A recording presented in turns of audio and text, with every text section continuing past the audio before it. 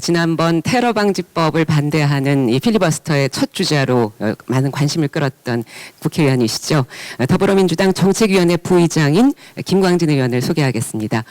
저는 지난 4년간 국방위원회에서 활동을 했습니다. 그리고 2년간 정보위원회라고 하는 곳에서 겸임했었습니다. 이명박근혜 정권 들어서 국방과 외교 그리고 안보를 어떻게 하고 있는지에 대해서 여실하게 그 민낯을 알고 있습니다. 흔히들 이렇게 말씀하시죠. 그래도 보수 정권이 안보는 조금 잘했다. 근데 실제 그럴까요? 전혀 그렇지 않습니다. 그 모습들을 하나하나 여러분과 같이 이야기해 보겠습니다. 여러분은 방산비리라고 말하면 어떤 단어가 가장 먼저 떠오르십니까? 국방장관은 얼마 전에 요즘 방산비리는 생계형 비리일 뿐이다 이렇게 말을 해서 이슈가 되기도 했었는데요. 요즘 방산비리의 가장 첫 번째 단어로 떠오르는 것은 통영함이라고 하는 것입니다. 여러분 잘 아시는 것처럼 세월호의 참사가 있었지요.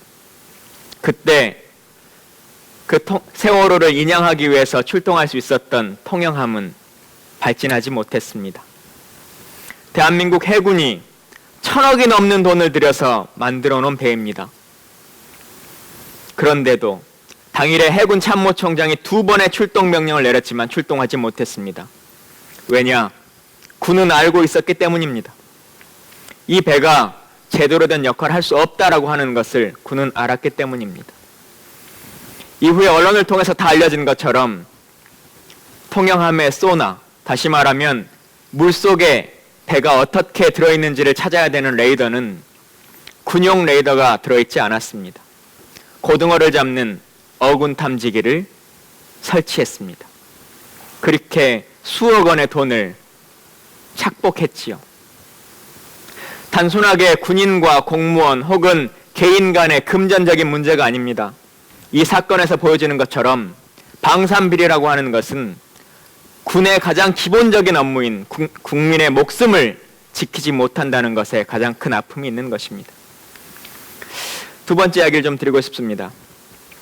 요즘 특전사를 주인공으로 하는 드라마가 아주 유행하고 있습니다. 많은 분들이 그 모습을 열광하면서 보고 있습니다. 그런데 실제 대한민국 군 특전사의 모습은 어떨까요? 특전사는 말 그대로 특수전의 임무를 펼치는 군인입니다. 군인 중에서도 가장 용맹하고 또한 가장 일선에서 뛰어야 하는 군인입니다. 그런데 대한민국 군의 특전사들이 입고 있는 방탄복이 북한군에 뚫리는 방탄복이라면 여러분 믿어지시겠습니까?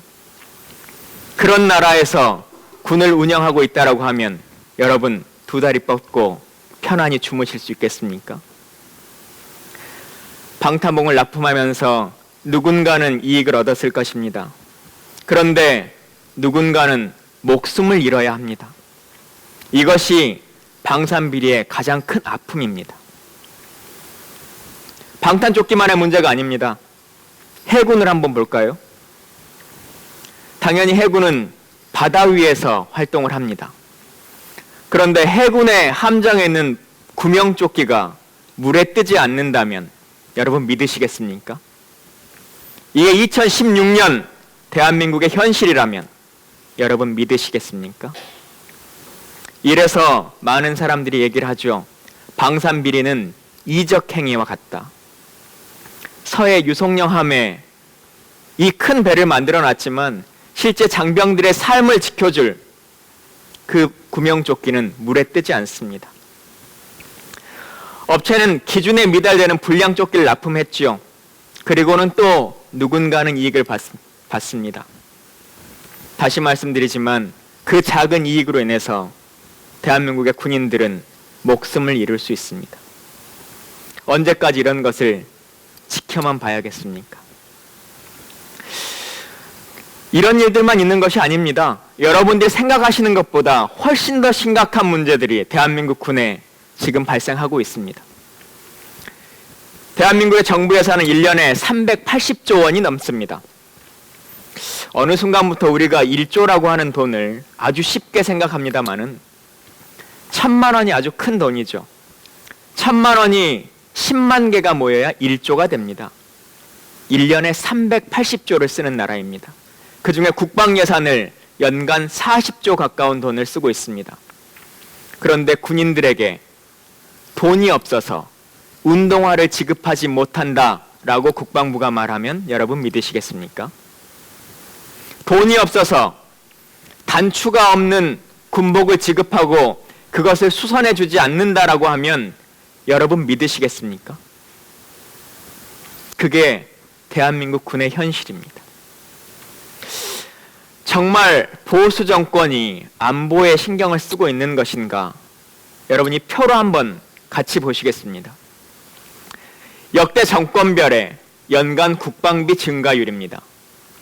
김대중 정부에서는 연간 5.6% 증가가 있었습니다. 전시작전권을 돌려받아야 된다고 하는 주장을 폈던 노무현 정부에서는 연간 8.1%씩 증가를 시켜줬습니다. 그런데 이명박 정부 어떻습니까? 고작 3.8% 증가하고 있습니다. 박근혜 정부는 어떻습니까? 그보다 더 못한 2.9% 증가율입니다. 전시작전 통제권을 왜 못 받아오겠다라고 말하는지 이해가 되십니까? 군인들이 알고 있기 때문입니다. 전작권을 전환받으려면 그에 상할 만큼 무기체계를 현대화해야 합니다. 그런데 그 역할들을 충실히 하지 않습니다. 그렇기 때문에 자주국방의 모습에 대해서 그 의지를 표명하지 못하고 있는 것입니다. 국방비라고 하는 이 지표를 통해서 우리는 보수 정권이 진보 정권보다 훨씬 더 안보를 등한시하고 있다. 말 그대로 말뿐인 안보, 말의 성찬인 안보를 행하고 있다라고 하는 것을 여실하게 알 수가 있습니다. 제가 국방위원회에서 4년 있으면서 매년 큰 사건들이 있었습니다.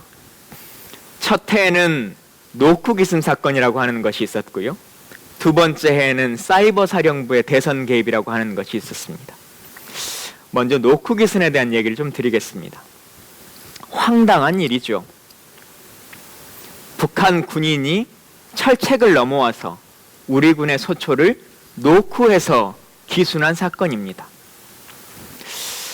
그런데요, 여기서 하나 좀 생각해 볼 것이 있습니다.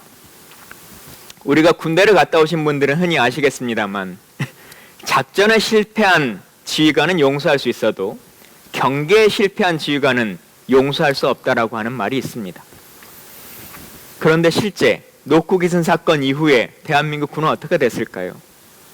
대한민국의 군피와 이 끼리끼리 문화는 과연 그 정의를 바로 세웠을까요? 그렇지 않습니다.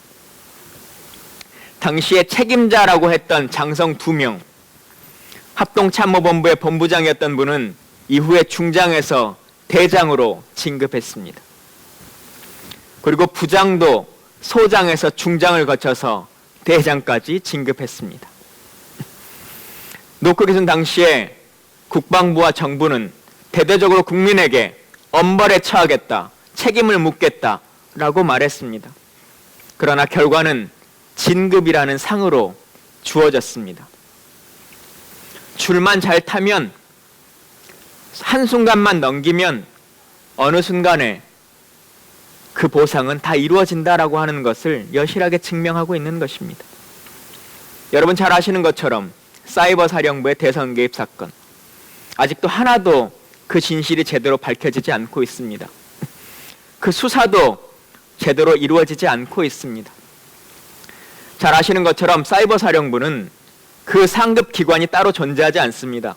육군참모총장이나 합참의장의 지휘를 받지 않습니다. 국방장관의 직활부대입니다. 그 당시에 국방장관 누군지 잘 아시죠? 지금 청와대의 안보실장으로 있는 김관진 실장입니다. 근데 사이버 사령부 사건으로, 그 이 댓글부대 사건으로 전현직 사령관이 옷을 벗고 조사를 받고 있음에도 불구하고 직속 상관인 그 살아있는 권력 김관진 실장은 지금 이 시간까지 서면 조사 한번 받고 있지 않습니다. 여러분 이게 정의로운 국가라고 생각하십니까? 이 군의 카르텔을 깨지 않으면 절대 정의는 바로잡히지 않습니다. 이것을 깨는 것이 참 어렵습니다. 그래서 우리 헌법에는 문민 통제를 하도록 되어 있습니다. 국방장관도 문민이 하도록 되어 있고 대통령이 군 통수권을 지도록 되어 있습니다. 그런데 안타깝게도 오전에 합참의장을 하다가 오후에 국방장관이 되는 것이 우리는 문민 통제라고 알고 있습니다. 안타까운 일이죠. 제도적으로 빨리 개선해야 합니다. 참여정부 시절에 방산비리의 카르텔을 깨기 위해서 방위사업청이라고 하는 독립청을 만들었습니다. 그런데 언론을 통해서 이 기관을 계속적으로 지난 4년간 무력화시켰습니다. 그리고는 실질적인 권한을 다시 국방부로 가져가 버렸습니다. 어느 누구도 세상에 이 방산비리의 모습을 알려지지 못하도록 만들기 위한 술책입니다. 이것을 바로잡아야 합니다. 이것이 진짜 안보를 중시하는 진보 정권이 해야 하는 안보의 시스템입니다. 사건이 벌어질 때마다 국방부는 이런 단어를 꺼내듭니다. 긴급 소요 예산. 그런데 국방 예산은 언제나 중장기 계획이라고 하는 것을 갖추고 있습니다. 긴급 소요 사건이라고 하는 것을 통해서 필요한 것은 그동안 밀려 있었던 수건 사업일 뿐이죠. 아까 말씀드린 노코기슨 사건이 벌어졌을 때 어떻게 됐는지 아십니까? 이 철책의 경계를 특정한 대기업에게 몰아서 GOP 과학화 사업이라고 하는 이름으로 바꿔버렸습니다. 아직 아로스의 성능 검토도 다 끝나지 않은 상태, 1차 사업도 진행되지 않은 사업을 2차, 3차까지 묶어서 사회에 이슈가 되니까 그냥 대기업에게 통으로 넘겨줘 버렸습니다. 그 수건 사업을 해결해 주인 것이죠. 무인기가 공중에 떴다라고 하니까 어떻게 됐습니까? 그동안 국방부가 하고 싶었던 많은 레이더 무기들, 이런 것들 아무 논의와 논쟁도 없이 토론도 없이 받아들여지고 있는 거 아십니까? 이런 일들을 합리적으로 해결해야 됩니다. 많은 분들이 저를 생각하시면서 가장 많이 떠올려 주시는 것이 수통이라고 하는 것이 있습니다. 전군의 수통을 바꾸는데 25억밖에 들지 않았습니다. 그런데 그것을 바꾸는데 60년이 걸렸습니다. 이제 삶을 바꾸는 안보, 그리고 국민의 삶의 질을 고민하고 군인들의 목소리를 대변하는 진짜 안보가 필요한 시절입니다. 국방예산 40조, 물론 첨단 무기를 구입하고 새로운 무기를 도입하는데도 많은 예산을 필요로 할 것입니다.